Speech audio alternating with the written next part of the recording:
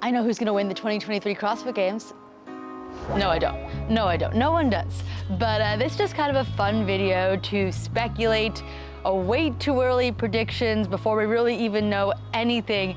But I thought it'd be fun to do this now, just 2 weeks after the game's about, and then look back at it in a couple months, a year from now, and see how my predictions play out once it actually unfolds. So we will start with the women's side of things, and of course you can't bring up the women's side of the CrossFit Games competition without talking about Tia-Clair Toomey and her potential retirement. If she doesn't retire, I think that she is easily going to win the CrossFit Games again. Or is this the end? That's the question. We'll see. So Tia won by more than 100 points this last season. And I think that could have been an even bigger margin of victory had a couple of things changed. The biggest thing, of course, was the skills event. I think if she had not had that small mistake, she would have been top 20 in that event, more likely top 15 or top 10 if she had gotten to do the strict pegboard. I think that would have been fairly easy for her. She is a amazingly strong athlete, especially in body weight movements, so I don't think that would have been a problem. And she can obviously do double unders, so I think that she would have done very well in that event. Maybe not made it into the top 5, but I think that she would have likely got a top 15 finish. So she would have had an even bigger margin of victory. I also think on the last event, Jackie Pro, since there is a chance that she may retire, she was soaking it all in. She wasn't going as hard as she needed to go. I think that's an event that if it had been placed earlier in the weekend, we would have seen her had a better finish because she would have been just attacking it like every other event and not attacking it like she has the room to take her time because there's almost no way she doesn't win, which is how she seems to have approached this last event, just sort of looking at her family, enjoying the moment instead of thinking about winning all the time. And I think she could have gotten a couple more points on an event. So I think that her 100 and some point margin of victory could have been much bigger had those two things changed.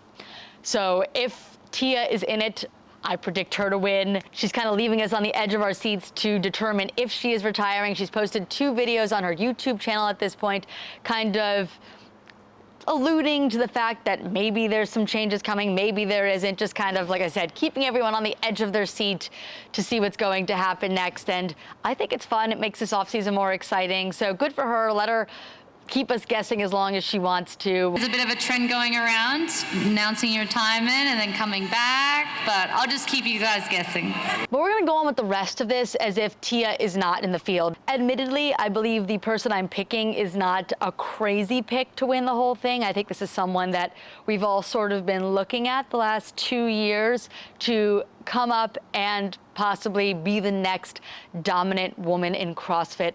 She's still super young, but I am going to go with Mal O'Brien for being our next female champion. Again, I may be picking her too soon. She's only going to be 19 years old next games, so she is still very young, has a lot of room to grow. But we saw her finish second this year, and she was solidly within the top 3 for the majority of the weekend. That may have been a little bit different if we had event 2, the sprint and shoulder to overhead workout, actually where it belonged. But without it there, with it being moved to day 2 as opposed to on day 1, she stayed within that top 3 the entire weekend. And she handled everything very well. And I think that with Matt Fraser in her corner, she's just going to continue to grow and be a dominant force. He is a very analytical athlete, I believe more so than Mal, but I think that helps her. He adds something to her toolbox that she may not have without him. And I think that is extremely valuable. And I think if you're going to have someone in your corner to become the best at this sport, Matt is one of the best people you can have. So I don't know how we could count her out. And I also think she is built sort of similarly to Tia, who we've seen dominate this for so long, 6 years, potentially now going to be 7 years. She was second the first 2 years. Tia-Clair Toomey was in second place the first 2 years she was at the games. So really, she's been at the top of the sport for about 8 years now. And I wouldn't count out someone who's sort of built like her to take her place. And especially with Adrian Bosman being the programmer now and him possibly focusing more on gymnastics, although he did have some very heavy events, but I think there was more of an emphasis on gymnastics and body awareness. And because she is a smaller athlete compared to some other people, not too small, but more of like a Tia-sized athlete, I think that is going to be very beneficial for her. And I think that the fact that she's got a lot of similar metrics to Tia is going to work in her favor. And I think we should be looking at all of that when we go to talk about who is the next person who could possibly dominate like Tia. Although I will say, maybe it's no one. Maybe we're not going to see someone win. I don't know if we'll ever see anyone win 6 to 7 times again, but maybe we're not going to even see someone win 3 times. So maybe there's just a new era and we won't have a dominant person like that.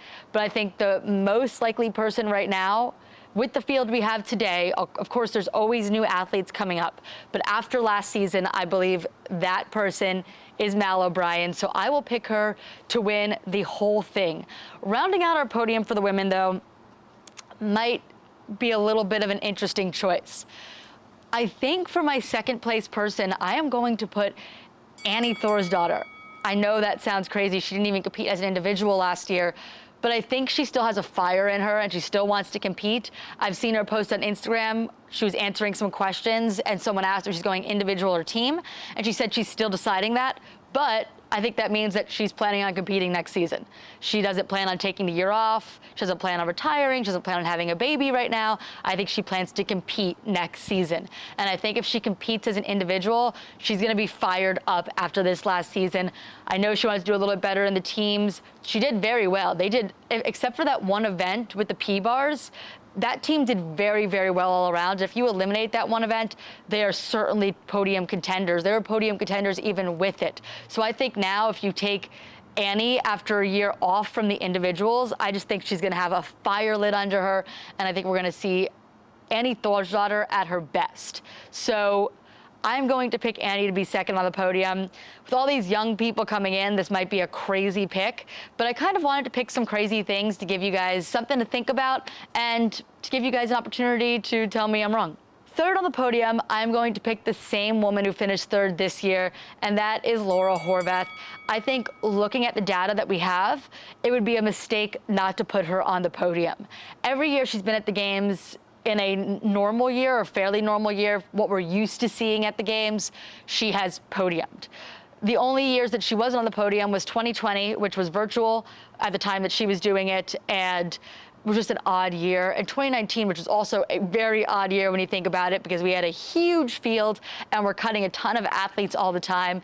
And we saw a lot of athletes that usually do well, like Pat Vellner, not do well that year. And I just think that that's an outlier year, 19 and 20, and those were the only years she didn't do well. So I think that you kind of got to put her on the podium. Some other athletes that I think we need to look at to possibly threaten for that podium, but I'm not putting them on the top. Mal, Annie, and Laura are my podium. But after that, I think that this young new generation that I had mentioned before is really what we're seeing and is going to be what we're going to continue to see. This changing of the guard, I think it's going to continue to happen. And two female athletes I would look at to possibly threaten for the podium is Emma Lawson, who wore the leader jersey this year for a little bit. Amazing athlete, only 17 years old. She has to go back to high school this year. So I think she could do very well. And then Annika Greer, who could have been a force at the games this year, just had that issue in quarterfinals where her score did not submit in time. It's kind of a complicated thing, but I believe she thought she had submitted it, closed down her phone, and it never actually went through. And because of that, she didn't make it to the game. She didn't submit a score, but she would have done very well in quarterfinals, and I'm sure at semis and possibly at the games. Moving over to the men's side, I may have some controversial opinions here. I don't think Justin Medeiros is going to win his third games. I think that there are two men at least coming up behind him who are really going to be pushing him for that top spot on the podium. And I think they kind of pushed him this year. So those two men, from what I just said, you probably know, are Roman Krenikov and Ricky Garard. Both of those two guys did extremely well at the games this season, and they just don't have as much experience in that arena as Justin does at this point. And I think because they managed to do so well and hold up so well throughout the weekend, despite being so much less experienced than Justin, bodes well for the two of them possibly pushing for that top spot on the podium. Specifically, I am going to pick Roman Krenikov to win the CrossFit Games next year. Going into the games, I said that he was someone to watch out for. I thought that he had changed his life, moved across the world, and basically missed the first couple months of his baby's life to do well at the games. And then he did that. He finished second. That is extremely, extremely well. And that's just the beginning, I believe, for Roman Krenikov. He got a visa, and he is now able to stay in the US for the next 5 years at least. And from what I understand, he wants to compete and he wants to win this. And he is aligning his life to do that. He's moved his wife, he's moved his baby. And where are they living? I believe they're living in Madison, Wisconsin. They are preparing for the games. They are living where the games are.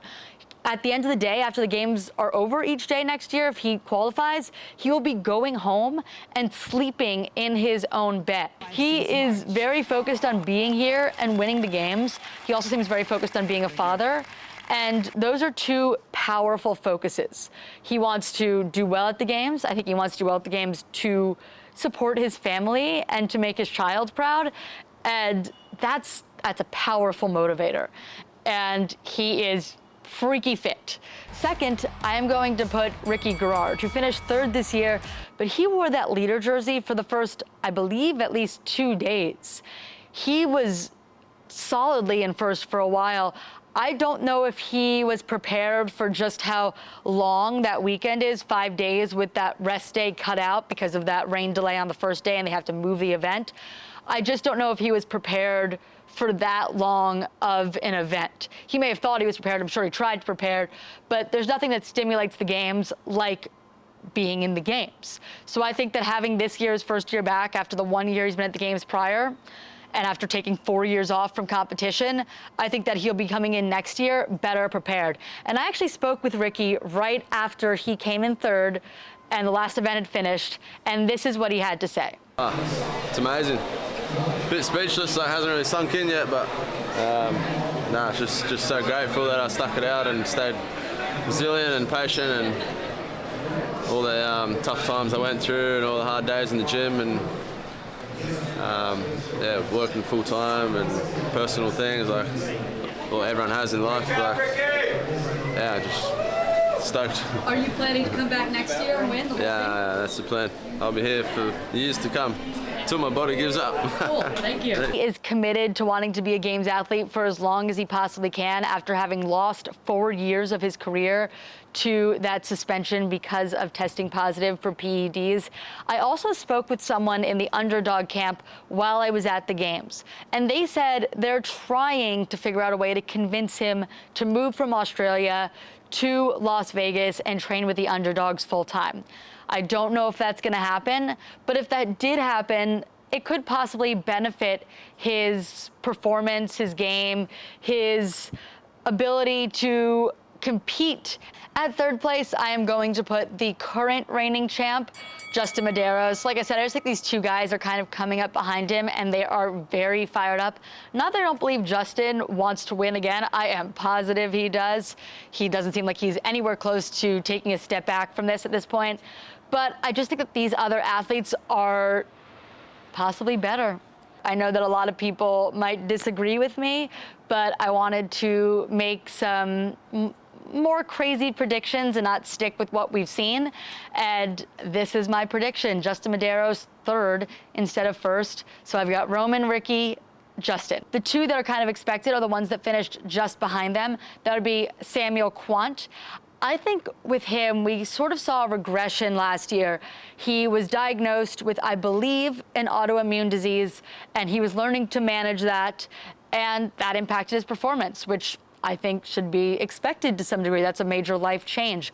But I think that we saw this year that he does have that more under control now, and he's back to the athlete we saw prior to that. Also, Jeff Adler, he's a quieter athlete, but he's super fit, super strong.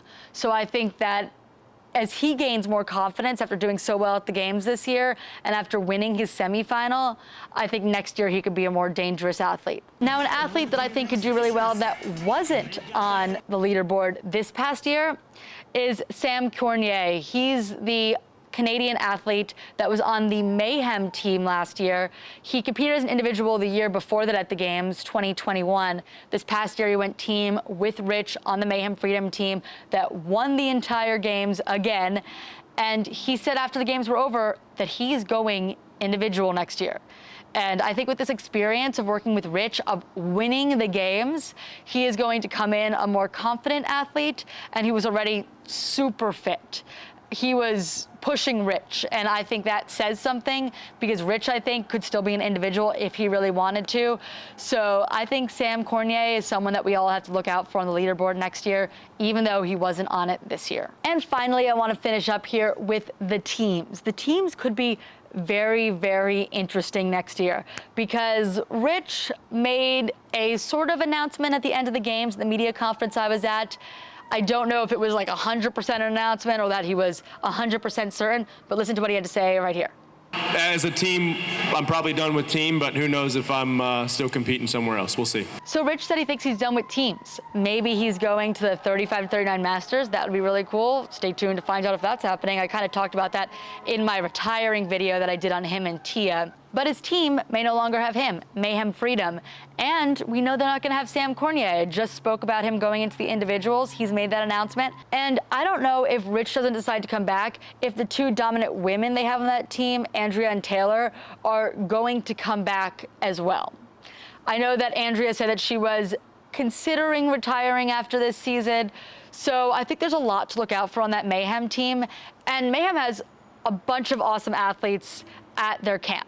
And they could definitely field another very good team. They had 3 teams at the Games this year, and we don't know who's going to go team for them this year. No one's really confirmed who's going team at this point. So there could be some people that we didn't see go team this year who choose to go team next year, and it could be a very dominant team as well. But I don't know if there's any team as dominant as one with Rich Froning on it. And if Rich Froning decides not to be on it, I think that blows the team competition wide open. I think that we really have to look out for Oslo Navy Blue to win the whole thing. We have that Invictus team who's been there so many times. There's so much experience in Invictus. It's not always the same people, but just that camp has so much experience in the team sphere that they're always someone to watch out for. And then if Rich doesn't go team and Annie Thorsdottir decides to go team again with Reykjavik, I just think that they have a huge opportunity to win the whole Games. So I think we could finally see the team space be very, very, very competitive if we see Rich Froning move out of it. And if we also see maybe some other individual athletes come into it.